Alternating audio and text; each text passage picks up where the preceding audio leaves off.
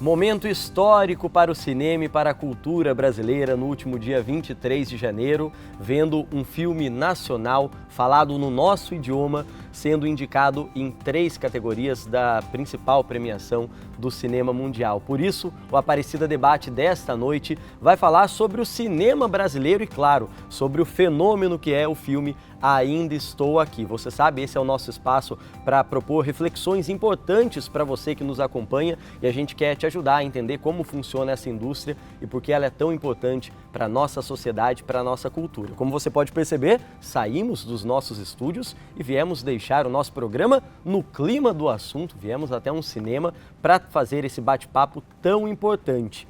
E eu não estou sozinho nessa gravação, viu? Para a gente falar sobre esse assunto tão necessário e tão interessante, tenho a alegria de conversar aqui neste cinema, nessa sala de cinema com o Miltinho Toledo. Prazer, Miltinho, obrigado, viu? Que bom receber você. Miltinho, que trabalha como ator, diretor e também na produção de obras audiovisuais, né, Miltinho? Boa noite para você. Muito obrigado, boa noite para você, Gui.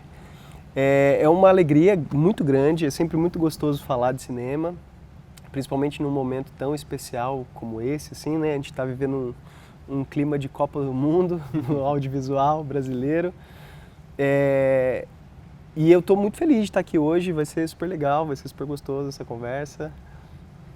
E, Miltinho, a gente conversa pela internet, mas para o pessoal de casa que sempre acompanha o nosso programa no estúdio, hoje, também com pompa de estreia de cinema, a gente fala com o Tuca Américo, ele que é professor da Unesp de Bauru, especialista também em audiovisual. Tuca, já tinha se visto numa tela de cinema, porque aqui pra gente você está parecendo estrela de filme. Boa noite para você. Boa noite, obrigado. Nunca pensei que seria tão famoso, né? Eu só espero melhorar a audiência, que só tem 2 aí por enquanto. Mas tem toda a audiência da TV Aparecida, então eu fico muito feliz, muito contente de participar com vocês aí nesse debate necessário, né? Importante no momento oportuno em que o nosso cinema, pelo menos por hora, ocupa o lugar que deveria estar ocupando há muito tempo já. Pois é, queria começar falando com vocês justamente sobre isso. Desde a introdução do programa, a gente está abordando esse fenômeno que tem sido o filme Ainda Estou Aqui e que, como o Miltinho disse, criou esse clima de Copa do Mundo para o povo brasileiro que adora uma competição e não ia ser diferente num momento como esse. Mas primeiro eu queria que vocês falassem, por estarem tão envolvidos com o setor, como é que cada um vem acompanhando e recebeu tantas notícias boas para o nosso cinema, para o nosso audiovisual. Miltinho, como foi para você quando você foi acompanhando essa crescente do filme e agora com as indicações para o Oscar? Então, assim, na verdade, a gente vai acompanhando, né, a produção que vai rolando no Brasil e quando eu soube que o Walter Salles estava fazendo um novo filme, já fica uma expectativa muito grande, porque assim, ele costuma fazer trabalhos muito bons. E aí quando veio o filme, assim, ele já veio com muita força quando ele começou a estrear pelo mundo, assim, né? Ele começou a ser muito, muito bem recebido em todo lugar que ele ia, né, esse filme. E ele traz, primeiro que assim, eu acho que uma história super importante, super relevante pra gente, assim, sobre esse tempo, a gente ainda tem muita coisa escondida, né? Então, é muito especial, né, ver o filme ocupando esse destaque, tendo esse destaque, ocupando esse espaço fora do Brasil, e aí depois, quando ele vem para cá, ele é abraçado pelo público brasileiro também. E eu acho que isso é um momento de celebração mesmo, assim. Eu acho que existe esse clima de Copa do Mundo, né? O brasileiro tem disso, assim, mas eu acho que a Fernanda Torres falou disso muitas vezes, né? Já é para comemorar muito, assim, o que está rolando, sabe? Eu acho que a gente está num momento muito especial e, assim, o que eu acho muito legal, a gente tem chances reais, assim, de levar o Oscar pela primeira vez. Eu boto fé nisso, assim. Inclusive é uma pergunta que eu vou aprofundar com vocês daqui a pouco, a gente olhando para essas 3 indicações, para as 3 categorias, o que vocês imaginam de chances para a gente ajudar quem está em casa também a entender, né, principalmente quem não é familiarizado com o tema, com as premiações, com a cultura da premiação americana, onde que a gente pode encontrar uma brechinha aí para quem sabe realizar o sonho desse público brasileiro. Tuca, queria que você comentasse também como que você acompanhou essa crescente, então, como o Miltinho disse, né, um filme que foi, desde os primeiros festivais internacionais em que foi apresentado, vinha sendo aclamado pela crítica, pelas pessoas que assistiam, teve uma resposta imediata logo na bilheteria, no lançamento no Brasil, que agora está absurdamente maior também por conta das indicações. Antes de sair a indicação, você imaginava que dificilmente a gente estaria de fora dessa lista? Eu vou confessar que a questão de estar participando do Oscar já é um grande passo, né? Há muito tempo a gente não participava, e foram os poucos filmes brasileiros que tiveram a chance de concorrer ao Oscar, até porque também, até pouco tempo atrás, era um prêmio, uma celebração da indústria do audiovisual, do cinema estadunidense, né? Nem tanto mundial. Historicamente, sempre foi uma premiação da indústria de Hollywood. E de alguns anos, algumas décadas para cá, até pela própria globalização da indústria do audiovisual, eles se sentiram forçados a ter uma participação mais efetiva de outros países, sendo que a gente ficava sempre relegado lá ao que chamavam antigamente do filme em língua estrangeira, né? Do filme estrangeiro. Mas eu acompanho de forma muito otimista, né? Eu acho que é um grande filme, a gente tem também grandes produções esse ano, mas, como a gente vai discutir mais adiante pela pauta, existem algumas circunstâncias que jogam a favor do filme brasileiro, né? E, logicamente, como o Miltinho falou, o Nelson Rodrigues, né, grande dramaturgo brasileiro, falava que toda vez que a seleção jogava era pátria de chuteiras, né? Então, hoje eu ainda estou aqui, é a pátria de pipoca na mão, né? Está tomando pipoca na mão, indo ao cinema. E conhecendo esse filme, né? E na própria sessão, às vezes, quando eu assisti 2 vezes o filme, a primeira vez, e a segunda também, eu notei que no público brasileiro, principalmente no interior de São Paulo, que é um público bem conservador, tem uma certa perplexidade em compreender o filme, né? Então, acho que o que pega também, a gente pode discutir um pouco mais a fundo isso, é a questão de trazer o tema da ditadura, da repressão, mas num contexto mais humano, mais próximo das pessoas. Então, talvez isso também expresse o sucesso do filme e outros fatores que a gente vai discutir muito adiante. Mas realmente eu estou otimista, principalmente por 3 indicações. Acho que isso ninguém esperava, né? Porque a gente esperava uma indicação de filme internacional, né? Torcendo muito ali pela Fernanda Torres também, que deixou para trás algumas atrizes muito importantes, algumas interpretações que a crítica, eu discordo de algumas, mas que a crítica em geral chamava como possíveis candidatas que ficaram de fora, né? A própria Angelina Jolie, né? Então, acho que temos bastante chance. E é de melhor filme que, com certeza, aí sim, eu acho que independente de qualquer resultado, é o fator histórico. Um filme brasileiro entre os 10 melhores filmes do ano, considerado para a indústria do audiovisual de Hollywood. Bem, inclusive queria aproveitar essa oportunidade, Tuca, Miltinho, para a gente trazer uma breve reportagem que a gente preparou para o pessoal de casa, porque, assim, acho que todo mundo está acompanhando, né, e ouviu falar, aqueles que não estão entre os mais de 4 milhões que já foram aos cinemas para assistir Ainda Estou Aqui, certamente ouviu toda essa repercussão. Mas caso alguém esteja em Marte e não está sabendo disso, a gente preparou um vídeo mostrando um resumo do que essa história conta e como ela foi produzida. Vamos conferir. O filme Ainda Estou Aqui, do diretor e produtor Walter Salles, retrata a história real da família Paiva e do desaparecimento e assassinato do ex-deputado e engenheiro Rubens Paiva durante a ditadura militar. O longa é baseado no livro de Marcelo Rubens Paiva, filho do casal, e presta homenagem à luta de Eunice em busca do reconhecimento do assassinato do marido. Desde o fim da ditadura no Brasil, há 4 décadas, não houve responsabilizados pelos assassinatos e torturas dos opositores. Até mesmo o desaparecimento de Rubens Paiva, um dos casos mais emblemáticos do abuso dos direitos humanos na época, segue como caso aberto no Supremo Tribunal Federal do Brasil. Seu corpo e o de milhares de assassinados não foram encontrados.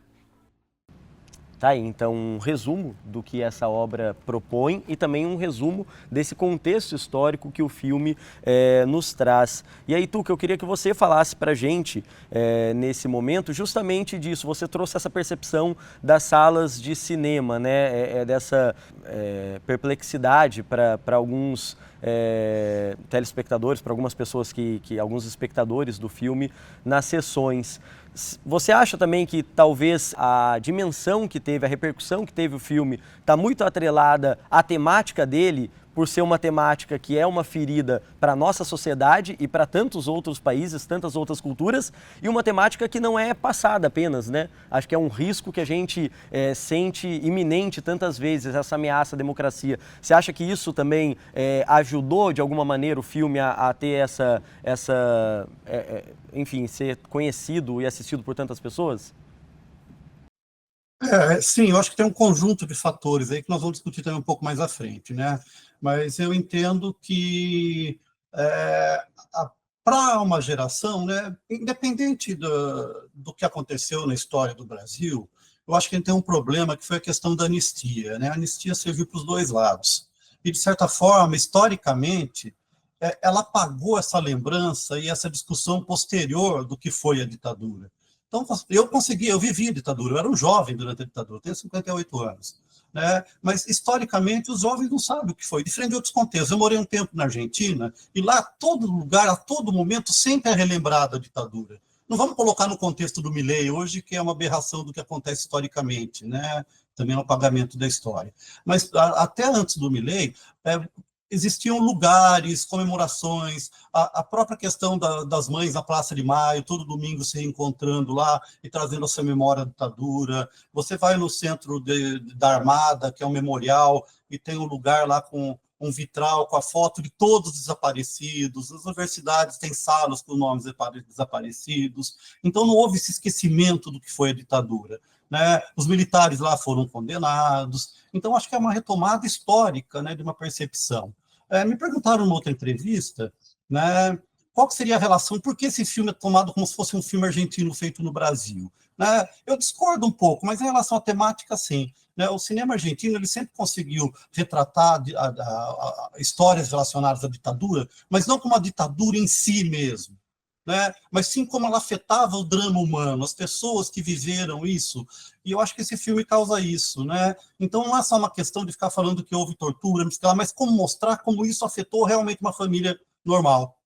Então acho que isso também cria uma certa empatia com quem vê o filme. Né? Então acho que tem muitos outros fatores, mas eu acho que no primeiro momento é isso, as pessoas ficam perplexas porque elas conseguem entender que a ditadura não atingiu só as pessoas envolvidas diretamente no conflito, mas as pessoas, os familiares, as outras pessoas. Veja, né, a família do Rubens Paiva não tem o corpo até hoje. Né? Então, acho que isso traz uma certa proximidade da questão do drama humano para os espectadores do filme.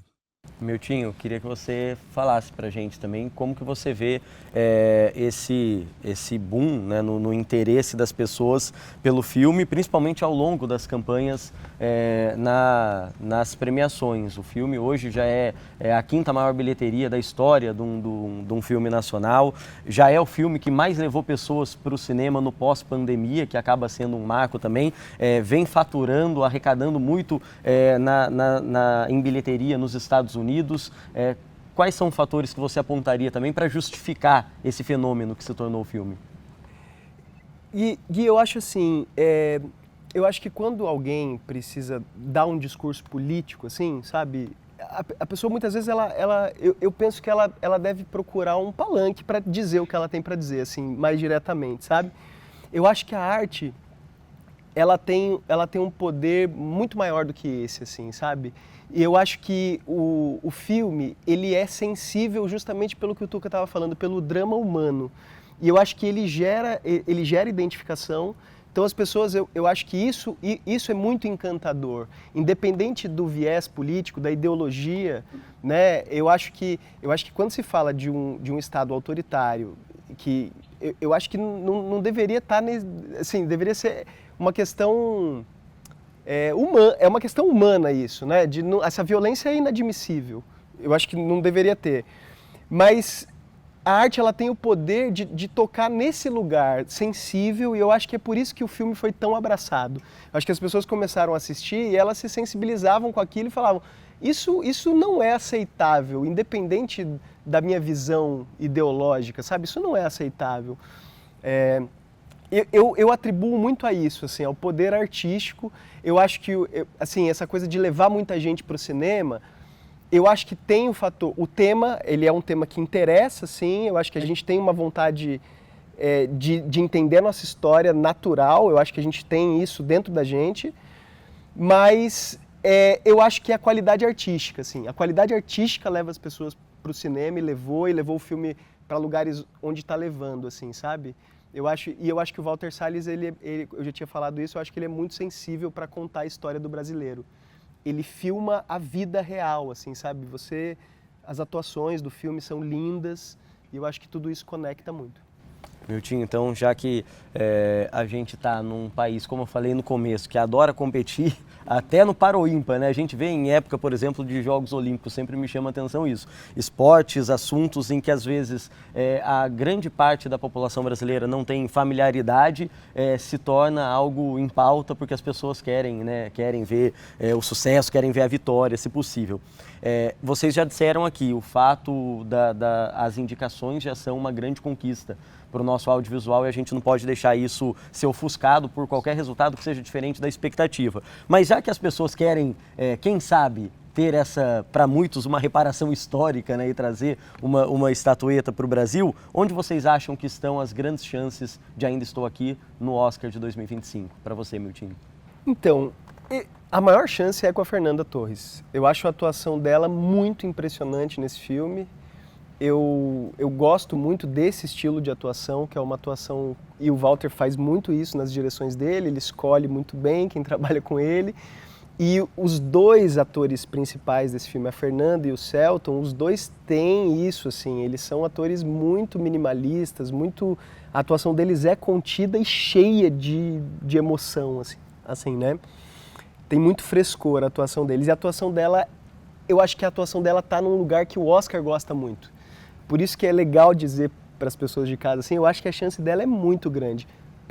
Eu acho que ela levou o Globo de Ouro também, eu acho que isso acontece com certa frequência, a pessoa ganha o Globo de Ouro, depois ganha o Oscar também, então eu acho que a gente pode ficar muito otimista aí. Eu sou um super otimista, eu tô brincando com os meus amigos que eu acho que vai levar na categoria principal, assim, sabe? Eu ainda vou ver Conclave, eu vi vários dos que estão lá, Conclave eu acho que é um dos favoritos, mas eu acho que a academia, às vezes, ela quer mandar uns recados e eu acho que é um momento, assim, histórico que a academia pode querer mandar um recado e pode, sei lá, a gente pode surpreender, assim, sabe? Eu acho que Parasita surpreendeu quando todo mundo esperava o Coringa. Eu acho que o Coringa ali tinha muita chance, o Parasita surpreendeu, então, quem sabe? Até na principal. Tuca, queria que você comentasse para a gente também, aí, olhando também aqui os argumentos do Miltinho e olhando para essas 3 indicações, onde que você acha que estão nossas maiores chances e principalmente ajudar também, quem sabe, o nosso telespectador a entender esse comportamento da academia, né? Quem são as pessoas que votam e o que costuma historicamente pesar na hora desse voto? Eu acho que tem um componente aí que são os votantes, né? As pessoas que têm o direito a votar. Eu acho que a grande adversária, entre aspas, a grande concorrente, né, seria a Demi Moore. Não nem pela atuação em si, né, pelo contexto, né? Ela acaba fazendo essa coisa da superação, ela faz um papel que reflete a vida dela como atriz, então isso acaba sendo simpático, né? A academia e a maioria dos membros que votam acabam tendo essa simpatia e empatia por histórias de superação, né, que levam à realidade. Então, a gente vê uma história de uns filmes que são metalinguísticos, vão falar sobre o próprio cinema, ou da história do ator, que acabam tendo essa simpatia. Então, eu principalmente, né, acredito muito que a melhor atuação em si mesmo, de todas que eu vi aqui, dos filmes, né, é a da Fernanda Torres. Né? Mas ela tem a concorrência, que é a questão cultural de quem vota. Né? Então, vamos esperar e torcendo que ela ganhe, mas aí meio cabeça a cabeça com a Demi Moore por esses aspectos que eu coloquei aí. Em relação ao filme, né, melhor filmes, que são os 10 concorrentes, eu ainda não consegui ver 2 filmes, O Brutalista e Um Completo Desconhecido, que não estão disponíveis ainda, o resto eu vi todos, né?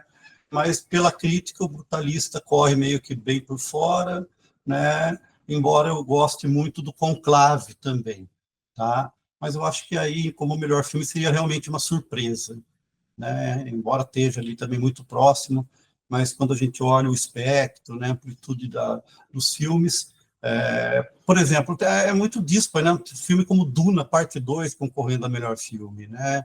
Talvez por questões técnicas, tal, a indústria em si, mas eu não vejo. Duna é um espetáculo cinematográfico, é bonito de cinema, mas creio que em termos narrativos e de conteúdo está aquém, né?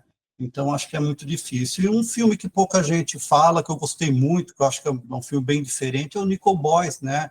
Conta a história de rapazes no reformatório, que é dirigido de uma forma muito ousada, com interpretações muito interessantes, mas também não é um filme de... Está mais para um filme de arte do que para um grande filme de Hollywood, né? Mas eu acho que para melhor filme, a questão é mais distante. E eu acho que tem uma chance muito grande de melhor filme internacional, né? Eu acho que tem ali alguns concorrentes, mas também que são filmes que não agradem tanto, né, o público do Hollywood. Então, acho que filme internacional, para mim, seria onde a chance maior de vitória, porque ele vai concorrer ainda com A Garota da Agulha, que é um filme interessante da Dinamarca, mas é um filme difícil, né, que vai falar sobre a questão de assassinato de crianças recém-nascidas. Emília Pérez, que está nessa descendente, por todas as questões aí envolvendo a atriz, né, a Sofia Gaston. E tem um filme que eu gosto muito, mas ele é uma animação, não sei se alguém assistiu Flow, que é uma animação muito interessante da Letônia, né? Mas a animação tradicionalmente não tem recebido premiações, talvez ela fique lá com melhor animação, que ela concorre também, mas do meu ponto de vista, eu acho que, olhando friamente, né, tentando esquecer um pouco essa torcida, eu acho que a melhor chance está em filme internacional, mas o Oscar também, como a gente está usando as metáforas futebolísticas, também é uma caixinha de surpresa. E certamente quem está em casa nos acompanhando está nessa torcida, então, quem sabe a gente não tem essa alegria, né, de ver brasileiros trazendo uma estatueta e quem sabe até surpresas, né?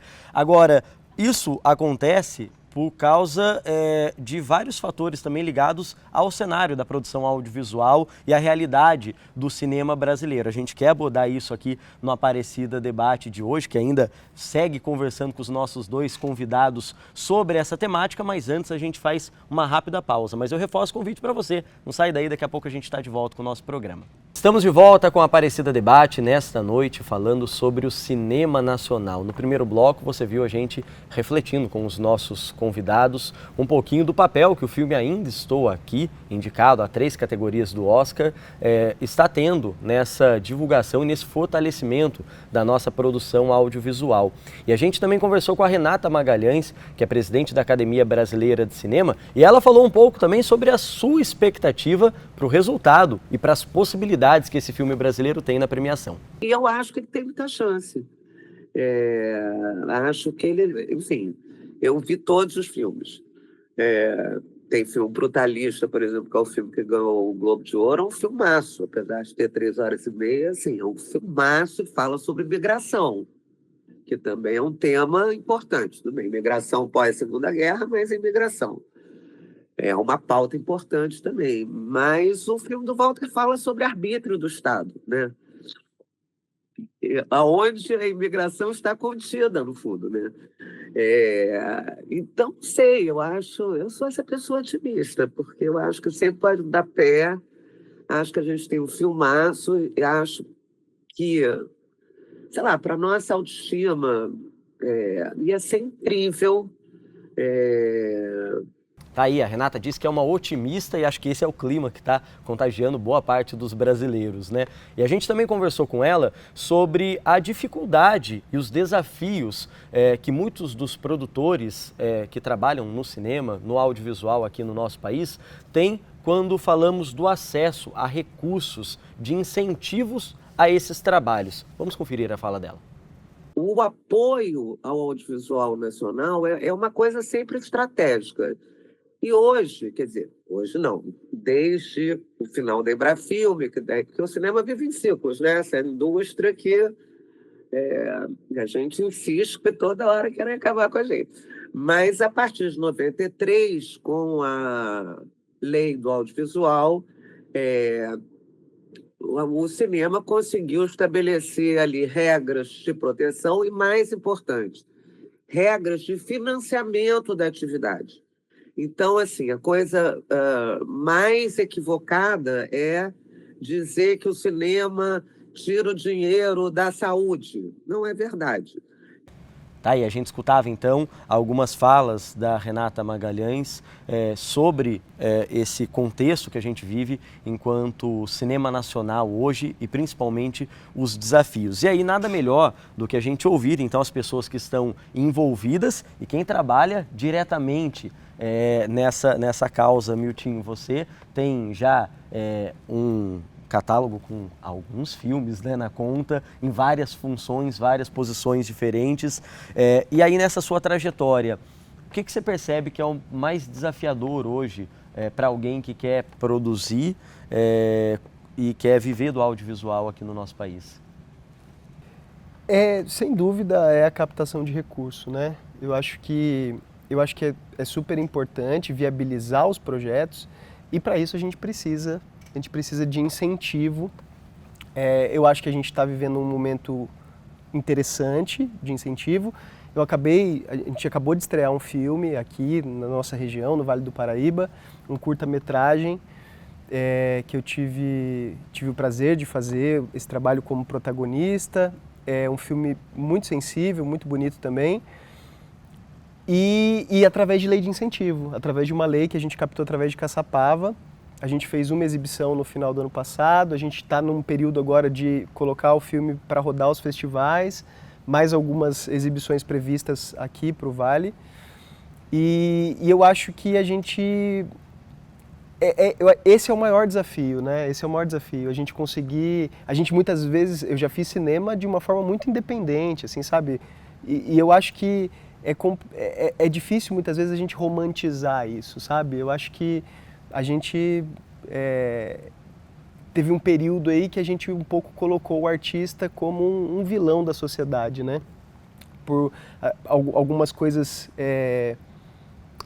algumas ideias erradas sobre lei de incentivo, né? Sobre o artista vai pegar esse dinheiro da lei Rouanet, não sei o quê. As pessoas às vezes não entendem muito bem como funciona e o quanto é importante essas produções para manter viva a nossa cultura, a nossa identidade, revisitar histórias como o Ainda Estou Aqui revisitou. Eu acho que esse é o maior desafio, sem dúvida. Tuca, queria que você falasse pra gente também, porque como o Miltinho disse aqui, muitas vezes o artista, o produtor audiovisual no Brasil foi colocado mesmo como alguém que está usufruindo de maneira exagerada de recursos, né? Que o dinheiro que vai para isso podia estar salvando vidas na saúde. Há muita desinformação quando a gente fala dos incentivos que são feitos para essa produção cultural. Queria que você ajudasse então a gente a explicar para quem está em casa como isso funciona e por que isso, que era para facilitar, muitas vezes ainda é uma barreira para o produtor. Bem, a gente está aí, não é, tentando voltar à normalidade depois de 4 tenebrosos anos em que houve aí uma tentativa de expurgo da classe artística, da nossa identidade cultural, né? Tentando apagar o que a nossa história tem. Eu acho que são vários fatores também, como eu sempre digo, mas eu acho que é uma questão fundamental que a economia criativa faz parte da economia, né? A produção cultural, a produção musical de filmes, teatro, literatura, é uma parte vibrante da economia de vários países, né? Você pega quanto rende a indústria cinematográfica de Hollywood, quanto rende a indústria de games mundial, né? Quanto rende a indústria da música mundial. Então, isso é um bem intangível, um bem cultural, mas que tem um valor econômico. Então, qualquer governo tem que entender que isso faz parte dessa pizza, né, de criativa, né, desse gráfico de pizza que tem uma porcentagem interessante, importante, que pode crescer com a atividade, com a economia criativa, né? E por outro lado, acabar com essa, como está na moda, falar nessa narrativa de que é um dinheiro que não tem retorno, não sei o que lá. Não, existe toda uma questão das pessoas envolvidas, que são remuneradas, os empregos gerados, tá? Eu acho que a gente tem um problema de captação de recursos, tal, mas a gente tem uma produção vigorosa, a gente produz muitos filmes anualmente, a indústria do audiovisual com séries, né? Os documentários do Brasil cresceram muito de produção nos últimos anos, mas a gente precisa criar um público fiel a isso, né? Que compreenda o valor. E outra parte da cadeia também que é importantíssima, né? A janela de exibição, né? Que os cinemas estejam mais abertos a veicular isso. Quantos filmes brasileiros chegam efetivamente às salas de cinema? Quantas pessoas têm acesso a isso? Então, a gente tem que resolver o problema de uma forma completa, desde do momento da captação do recurso também, mas que essa produção chegue ao seu público, esse público dê valor a ela e consiga compreender a importância. Então, no meio do caminho, alguma coisa acontece aí, que uma grande parte da produção não chega ao seu público. Tuca, e a gente ouvia você falar dessa questão econômica que a produção do audiovisual traz para o país. É importante, né, a gente lembrar disso mesmo. Quantas pessoas são empregadas por causa desse setor, né? Desde cargos técnicos, né, na atuação, no áudio, na iluminação, na montagem do set, até outras funções que são importantes em tantas coisas na sociedade. Não é diferente quando a gente fala do trabalho do cinema, da produção de filmes, né? O pessoal da limpeza, da logística, do transporte, enfim. Agora, além disso, eu tenho a sensação que o cinema tem um papel muito importante quando a gente fala da propaganda de um país, da promoção da sua cultura, das suas histórias.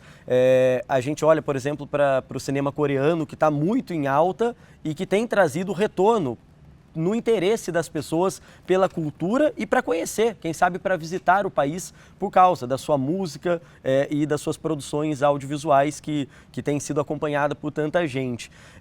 Voltando até o exemplo do Ainda Estou Aqui, Tuca, que a gente falou bastante no primeiro bloco, a gente está falando de uma propaganda que custou muito pouco para o nosso país. Por exemplo, se fôssemos pensar numa peça investida, um dinheiro investido pela Embratur, seriam gastos, imagino, muito mais dinheiro, muitos outros recursos do que o que um filme trouxe de atenção para o nosso país, né? Sim, na verdade, seria o exemplo clássico da Coreia, né? Da Coreia do Sul. Existe uma política de Estado voltada à divulgação da cultura coreana por meio do entretenimento, né? A gente vê aí o sucesso que, inclusive, faz não só no mundo inteiro, mas no Brasil, dos doramas, do K-pop, né? Então, isso é uma forma que os Estados Unidos já fez isso na política da boa vizinhança durante a Segunda Guerra, que você tem essa aproximação, né, cultural, de apresentação de outras culturas, de diversidade, né, da cultura humana. Mas eu acho que o filme, o Ainda Estou Aqui, acabou fazendo isso de forma meio que sem querer, né, pelo próprio sucesso dele, o contexto, ele acabou trazendo essa visão até que não é comum do cinema brasileiro. Quando a gente vai ver os filmes brasileiros que fizeram sucesso no exterior, a gente tem algumas categorias, né? São filmes que são considerados por quem olha de fora como mais exóticos, né? Alguns aspectos, principalmente do que a gente chama de favela movie, né? Já li até algumas críticas que o cinema brasileiro precisa parar um pouco de vender só essa coisa do Brasil miserável, do Brasil violento, da favela. Né? E eu Ainda Estou Aqui traz uma visão mais universal da classe média, né? De uma família que é assolada por um drama humano, como a gente discutiu no começo, que pode acontecer com qualquer um. Mas, de qualquer forma, sim, qualquer filme brasileiro, principalmente falado em português, eu acho que isso é um tema que é muito importante, né? Quem fala português no mundo? São poucos, a população mundial que fala português é pouca, né? Então, um filme falado em português que conseguiu esse sucesso, né, e atrair atenção até para o aspecto histórico, né, que todas as críticas internacionais trazem isso sobre o filme, eu acho que, com certeza, é histórico. Para mim, o que esse filme fez é histórico, está fazendo. Você citou, Tuca, o cinema americano, inclusive a Renata Magalhães, da Academia Brasileira de Cinema, também trouxe uma reflexão nesse sentido, de como esse investimento e essa atenção norte-americana para a cultura e para a promoção da própria cultura a partir do audiovisual traz esse impacto tão grande que a gente vê quando se trata do comportamento das pessoas na hora de assistir um filme. Vamos escutar o que ela falou. Você sabe que o cinema americano, que todo mundo acha que Hollywood manda, ele está sentado ali ao lado da Casa Branca, né? Desde o Roosevelt, desde a Segunda Guerra. E o Roosevelt inventou esse slogan, que era a política dos 3 F's. Flag follows film. Exatamente o que os Estados Unidos vem fazendo há anos. Ele nos domina por sua indústria audiovisual, muito mais do que pelo seu poderio militar, vamos dizer assim, porque ele já nos domina. Não é coisa de artista, não, é coisa de política de Estado. Tá aí então a fala da Renata trazendo mais um ponto de vista quando a gente fala desse investimento em cultura. Miltinho, me chamou a atenção que a Renata Magalhães ela falou que muitas vezes quando a gente vê a cultura americana, talvez o investimento e o poderio cultural que os Estados Unidos têm através do cinema, talvez seja mais forte, mais influente muitas vezes do que o seu poderio militar. Tão grande e tão forte, com tantas raízes, está a cultura americana em outros lugares do mundo.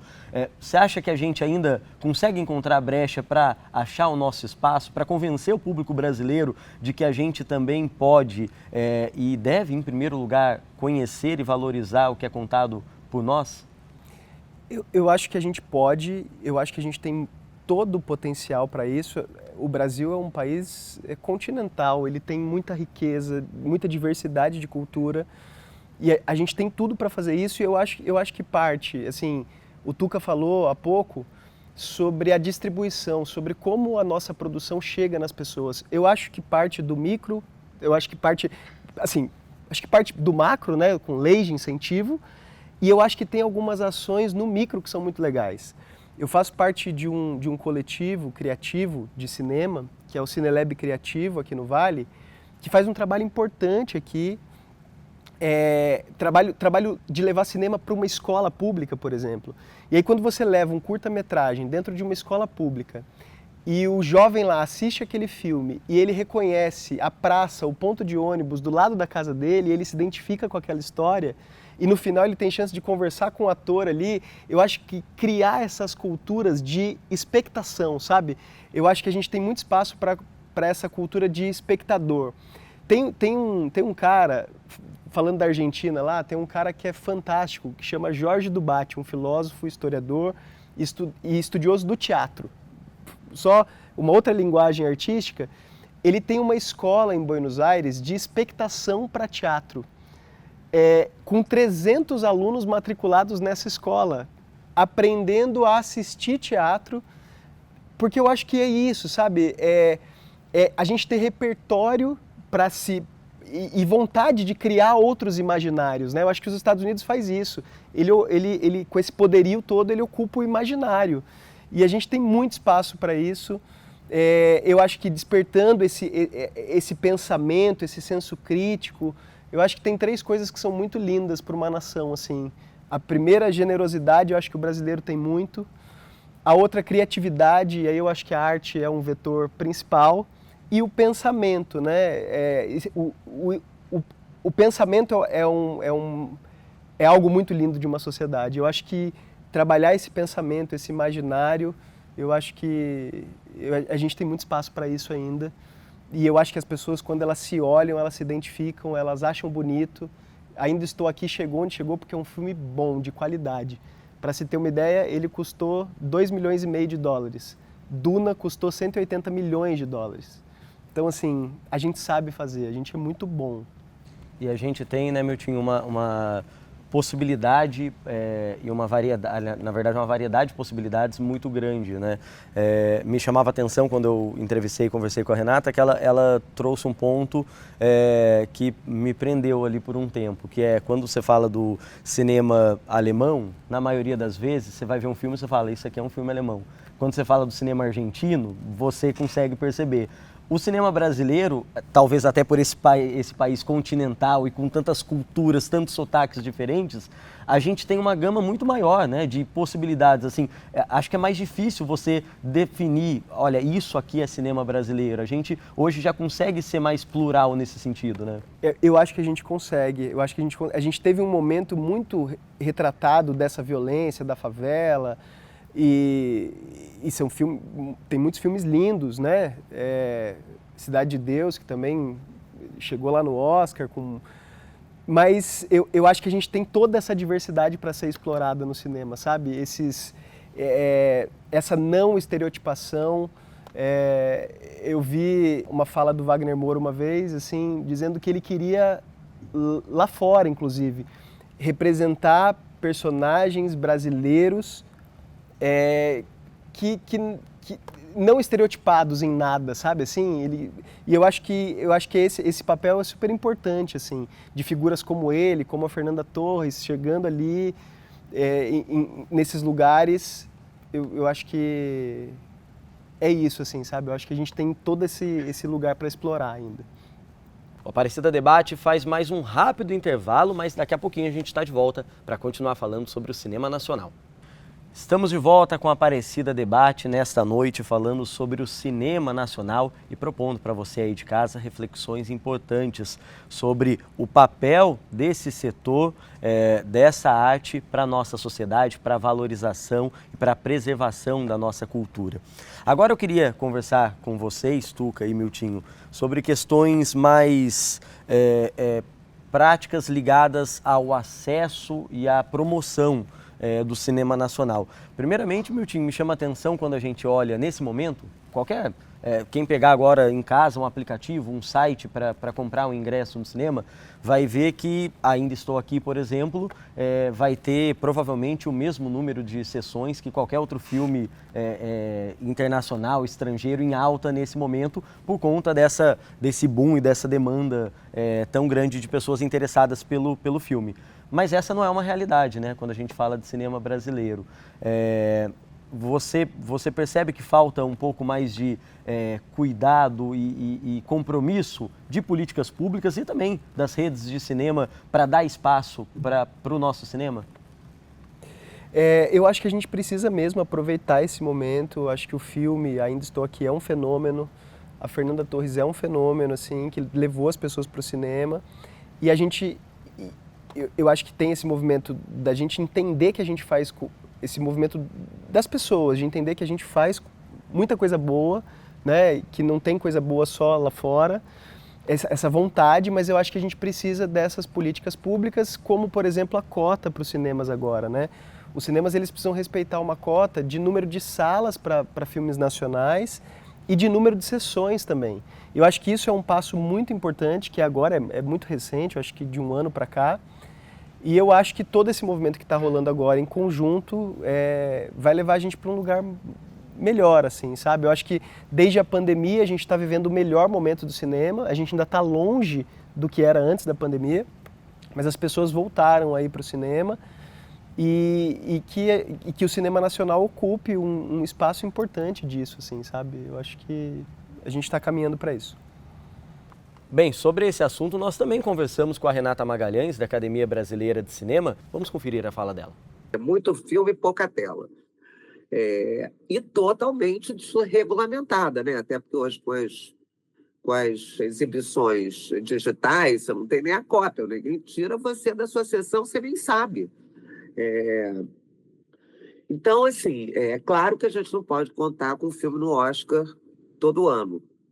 Mas a gente pode relembrar que a gente sabe fazer cinema, que os filmes independentes e autorais podem, além de fazer o circuito festival, funcionar junto ao público, e é claro que o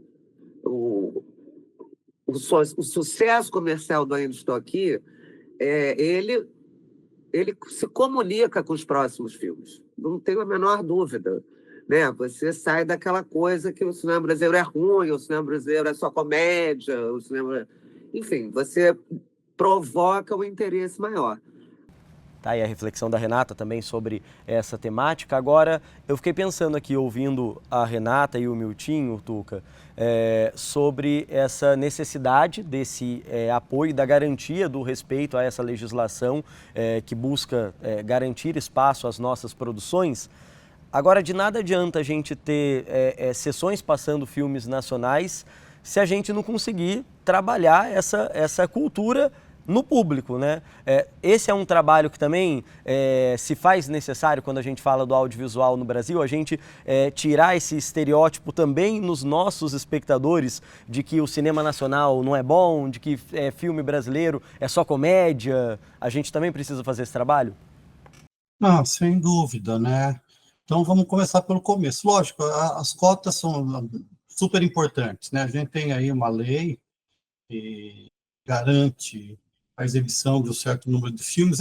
Tem uma conta meio maluca aí que varia conforme o porte do exibidor, né, o número de salas, tal, né? Mas não existe obrigação de passar diariamente, semanalmente, mensalmente. Então, vamos pegar como, por exemplo, Ainda Estou Aqui. Para o bem e para o mal, né? Ele vai fazer bem, porque está aumentando o público, as pessoas estão indo ver um filme brasileiro, mas também, por outro lado, ele está monopolizando as salas durante muito tempo. Os exibidores estão super felizes, porque eles estão cumprindo a cota, mas com um filme só, né? Então tem que também aparar essas arestas em relação à legislação. Então, eu acho que tenho quase certeza que todas as salas exibidoras do Brasil vão cumprir sua cota de exibição só com Ainda Estou Aqui. Então tem que tirar essa perversidade da lei, né? Agora, voltando lá, eu acho que o fundamental é criar a cultura, como o Milton está falando do espectador de teatro, é criar a cultura do espectador de cinema, né? A gente tem uma cultura do espectador de cinema que só vai assistir franquia de super-herói, né? Eu não tenho nada contra isso, nem contra as comédias da Globo Filmes, né? Porque elas também elas fazem parte da economia criativa, elas geram emprego, geram renda, tal, mas a gente tem uma diversidade de produção que precisa ser contemplada, né? E essa variedade de produção só vai ser contemplada quando tiver um público que quer assistir isso, né? Eu dou um exemplo. Tu não fala assim, o Brasil ninguém escuta ópera no Brasil. A gente não tem acesso, a gente não conhece, a gente não foi educado para escutar, né? Então a gente tem que formar esses públicos para que possam ter o prazer, a satisfação da fruição desse tipo de conteúdo cultural, de entretenimento. O entretenimento não é só dar risada, não é só sentir a emoção de um filme de super-herói, mas também o entretenimento é o momento que você vai, é de reflexão, é de pensar sobre a cultura de um país, a sua condição no mundo, né? E o cinema leva essas reflexões com a música também, o teatro e outras formas de manifestação artística. Então, acho que enquanto a gente não tiver uma obrigatoriedade também de uma alfabetização audiovisual, que o cinema não esteja lá na escola, no ensino fundamental, e as pessoas os alunos passem a ter conhecimento, não vai ter essa valorização, né? A gente é engolido por outras formas de conteúdos que chegam para a gente, principalmente pela internet, pelas plataformas de streaming. A plataforma de streaming pode ser um grande divulgador da cultura brasileira. A gente tem que compreender também que, por bem ou por mal, hoje o filme é exibido, né? Não só no cinema, né? Vamos fazer uma conta bem simples aqui. A gente tem aí 4 milhões, indo para 5 milhões, sei lá quantos espectadores por Ainda Estou Aqui. Uma única sessão na TV Globo à noite vai alcançar muito mais que isso, né? Então, a gente tem que pensar também nessas várias janelas de exibição da produção audiovisual e na constituição de um público fiel que vai gostar disso desde criança. O Tuca trouxe essa fala que você já tinha citado uma experiência própria, Miltinho, de levar o cinema, de levar a arte, por exemplo, as produções para escolas. Essa também você acha que é uma maneira, um caminho, uma ferramenta importante para a gente tornar a produção audiovisual brasileira mais universal? Porque a gente ainda precisa lembrar que a gente está falando de algo que para muita gente ainda é um privilégio, sentar aqui numa sala de cinema. O ingresso não é barato. O Tuca lembrou né, quando a gente conversava antes, às vezes a pipoca menos ainda. Mais caro que o ingresso. E a gente fala de uma realidade de grandes centros, grandes cidades. Tem uma pesquisa que fala que 7% das cidades brasileiras possuem um cinema, possuem pelo menos uma sala de cinema. Então, assim, o que a gente tem que fazer enquanto política pública, enquanto país, para fazer com que os filmes realmente cheguem a todas as pessoas? Então, eu acho que é uma iniciativa mesmo coletiva, né? Como eu disse, eu acho que parte de um Estado maior e parte desse movimento de criação de cultura mesmo, né? De estimular o pensamento. Eu acho que você vai realmente achar um filme muito chato, um filme que, de repente, ele tem um ritmo um pouco mais demorado, e aí o jovem fala, eu não quero ver isso, eu quero ver o vídeo curto que está aqui na minha mão, muito fácil. A gente tem um projeto que eu acho muito bonito, assim, no Cinelab Criativo, que é do influenciador pensador ao fazedor de cinema. É um projeto que a gente quer começar a abordagem com essas crianças, com esses adolescentes na escola, falando desse universo que é deles. Eu acho que é até um pouco estratégico, assim, sabe? Eu achei muito legal isso. Você chega neles através disso, até porque para você capturar a atenção deles na escola é um desafio, porque eles estão conectados com outras coisas, assim, eles não é do repertório deles, por isso que eu falo essa escola de expectação é uma utopia, assim, é um sonho muito interessante, mas é você primeiro capturar, né, essa atenção, conectar com ele, e até para falar desse conteúdo do influenciador pensador qual a responsabilidade com esses conteúdos que a gente vai gerando, que a gente vai compartilhando, né, diariamente no nosso celular, para depois apresentar um outro universo audiovisual, que é o do documentário, de fazer cinema, de criar uma ficção e mergulhar naquela ficção que vai gerar um pensamento. Por isso que eu falo dessa coisa tão bonita do pensamento na sociedade, sabe? Então, é um projeto que é para as escolas, é um projeto do Cinelab Criativo aqui para o Vale, e eu acho que esses movimentos eu acho que a gente precisa fazer esse movimento de formação mesmo, de base, assim, né? Para daí a gente conseguir contemplar esses filmes todos, assim, esse interesse, essa vontade de assistir cinema. E a gente espera, né, conseguir, a partir desse espaço, desse programa também, trazer esse tipo de provocação para quem nos acompanha, para que promova isso, né, às vezes na sua comunidade, na sua casa, na sua família, leve esse tipo de conversa, indique bons filmes nacionais, né, e dê mais atenção, mais espaço para essas produções. O tempo do nosso programa está chegando ao fim, mas primeiramente preciso agradecer imensamente a participação dos nossos convidados. Primeiramente, Miltinho, obrigado, viu, pela colaboração com a gente nesse nosso programa, que a gente possa voltar a falar tantas vezes do cinema nacional, quem sabe vendo outras premiações, outras indicações, mas principalmente vendo o interesse das pessoas pelo que é nosso, né?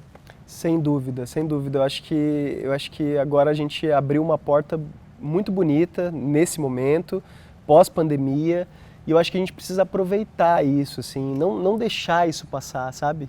Eu acho que é um compromisso nosso, que trabalha com arte, que trabalha com cinema, e de quem está ali também escrevendo as leis, e eu acho que é um compromisso de todo mundo. Obrigado, viu, Miltinho? A gente agradece também a participação do Tuca, que esteve conosco pela internet. Tuca, obrigado, viu, pelas colaborações com esse nosso debate, com esse nosso bate-papo. E vida longa ao cinema nacional, né? Isso aí, salve o cinema nacional. Então, espero que as pessoas procurem. A gente tem uma produção muito grande. Nós produzimos aí, beirando 200 filmes por ano, né? Então, o cinema nacional existe, ele está aí, tem qualidade, as histórias, os filmes são ótimos, falta as pessoas colaborarem mais e assistirem aos filmes, né? Procurarem os filmes, seja não só no cinema, né? Mas nas plataformas, nos canais de TV abertos.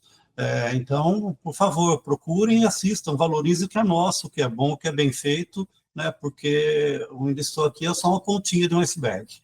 Seguiremos juntos nessa causa e nesse incentivo, viu, Tuca? Obrigado mais uma vez, então, pela participação com a gente aqui no Aparecida Debate. E o nosso agradecimento sempre especial a você que nos fez companhia e nos deu a sua audiência nessa noite. Lembrando que esse programa e tantos outros debates que já trouxemos aqui nesse espaço, você pode conferir no canal da TV Aparecida no YouTube. Um forte abraço a todo mundo, uma ótima noite. A gente se vê na semana que vem. Tchau, tchau.